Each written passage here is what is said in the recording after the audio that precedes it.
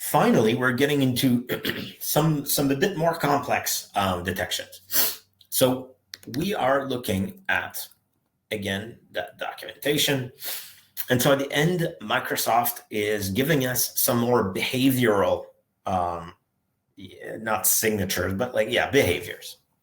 And it turns out they're fairly easy for us to detect in LimaCharlie.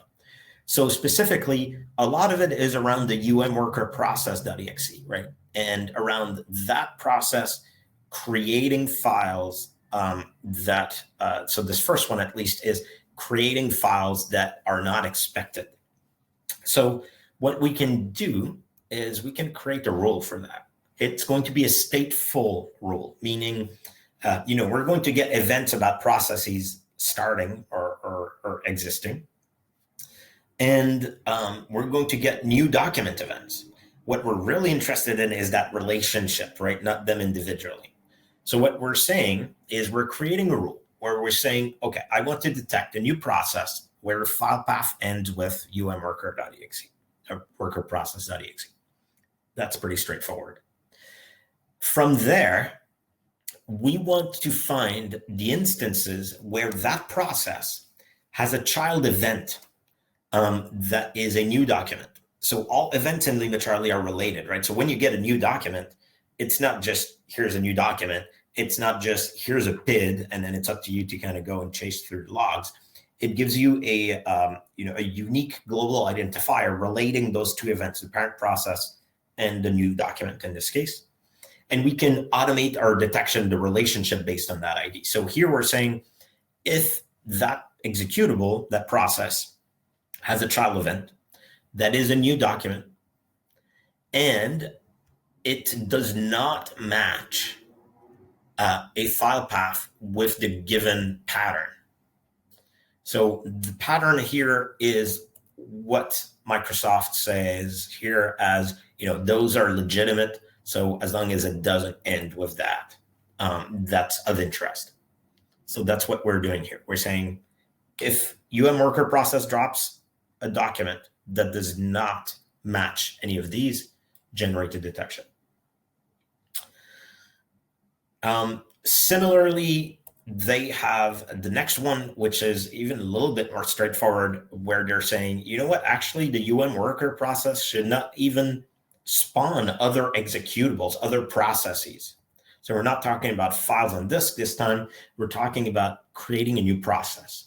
So here it's kind of a similar pattern, right? We're saying, well, if the worker process has a child event that is also a new process, and it does not match the file path with this pattern. So WER here is Windows crash handling, if I recall.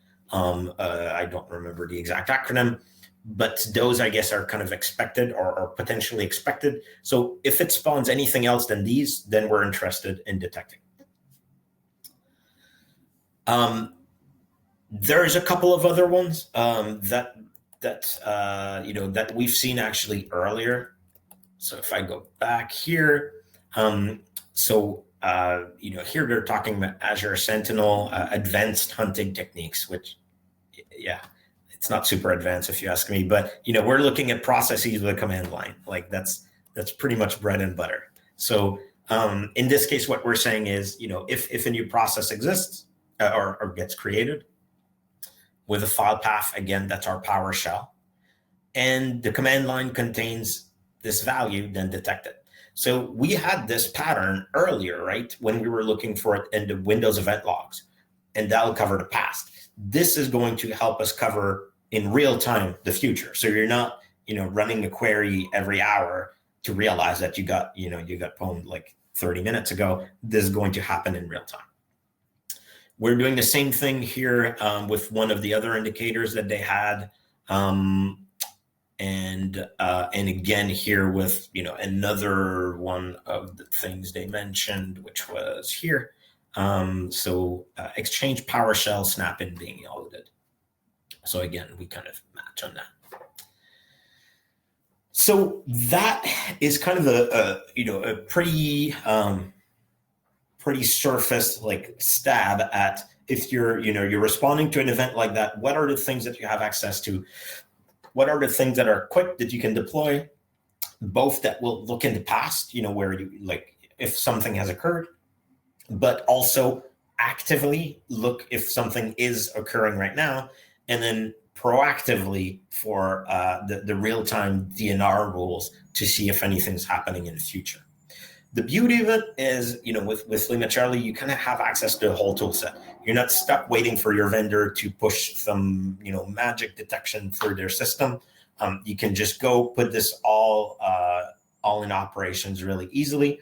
And in fact, that's really the direction that we're heading in. We're hoping to make those types of scenarios a lot easier, specifically by allowing you to leverage even more of the infrastructure as code to be able to deploy all of the components that we've discussed today, right? From the configuration to the DNR rules, to deploy all of this kind of as a single, unit. We'll be able to very soon expose infrastructure as code, blocks that you'll be able to directly apply from the web UI.